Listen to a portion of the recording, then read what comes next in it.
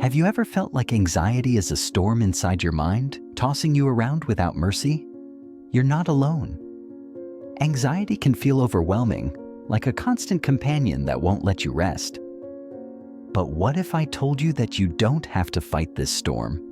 What if instead you could learn to dance with it, to turn it into something less frightening, something manageable? Stay with me, because in the next few minutes, we'll explore a gentle, wise path that has helped many people, including myself, find peace amidst the chaos. And maybe, just maybe, it could help you too.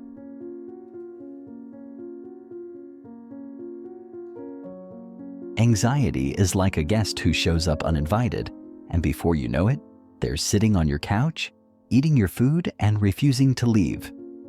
We all experience it at some point. Sometimes it's just a whisper in the background. Other times, it's a roar that drowns out everything else.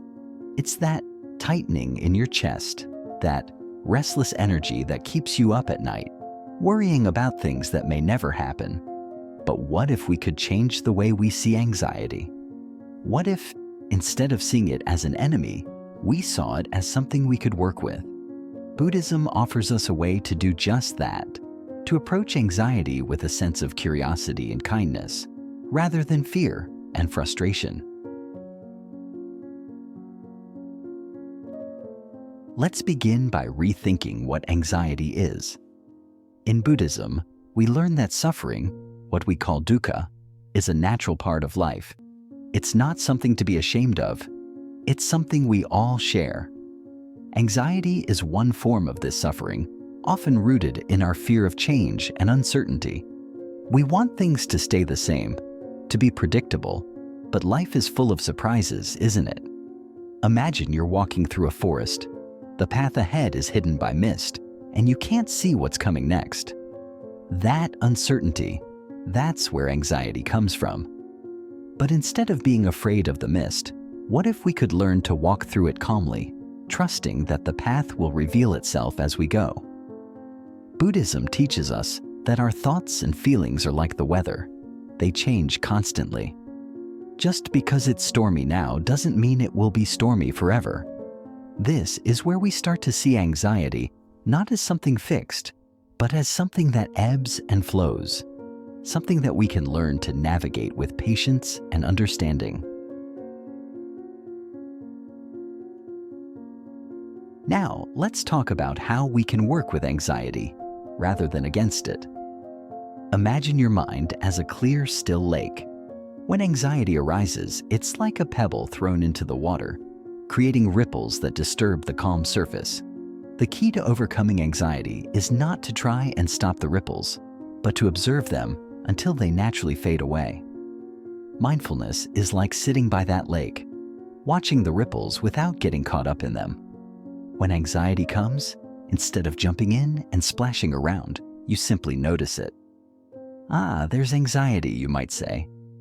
I see it. A more practical approach could be this. Whenever anxiety arises, take a moment to pause. Focus on your breath, the in and out flow of air that grounds you in the present moment. By gently bringing your attention back to your breath each time anxiety distracts you, you're training your mind to be less reactive, to observe without judgment. Over time, this practice helps you see that anxiety is not as powerful as it seems. It's just another ripple on the lake, naturally subsiding if you don't fight against it.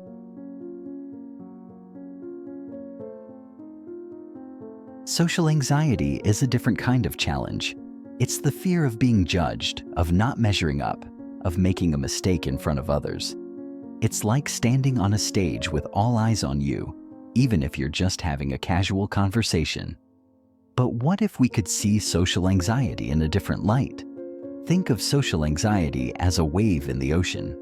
When you're in the water, that wave might seem huge and threatening, but it's not permanent. It rises, crests, and eventually crashes back into the sea. The same is true for the fear and self-consciousness you feel in social situations. They're temporary, just passing moments in the flow of life. Next time you feel that wave of social anxiety, try this. Take a deep breath and remind yourself that this feeling too will pass. It's just a moment. Focus on being present with the person you're talking to, listening fully, and engaging with kindness. By staying anchored in the present, you're less likely to be swept away by the wave of anxiety.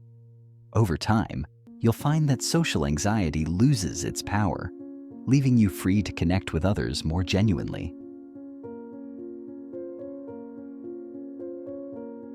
So, what have we learned? Anxiety is a part of life, but it doesn't have to control you. By understanding it through the gentle wisdom of Buddhism, by practicing mindfulness, and by embracing the impermanence of all things, you can transform your relationship with anxiety. It becomes not something to fear, but something you can live with peacefully. But this is just the beginning. As you continue to explore these practices, you'll discover even more ways to bring peace into your life, no matter what challenges you face. So, let me leave you with a question. What's the next step you're going to take in your journey towards mastering anxiety? Maybe it's watching another video, diving deeper into mindfulness, or simply taking a few moments to breathe and reflect. Whatever it is, remember, you have the power to change your relationship with anxiety one step at a time.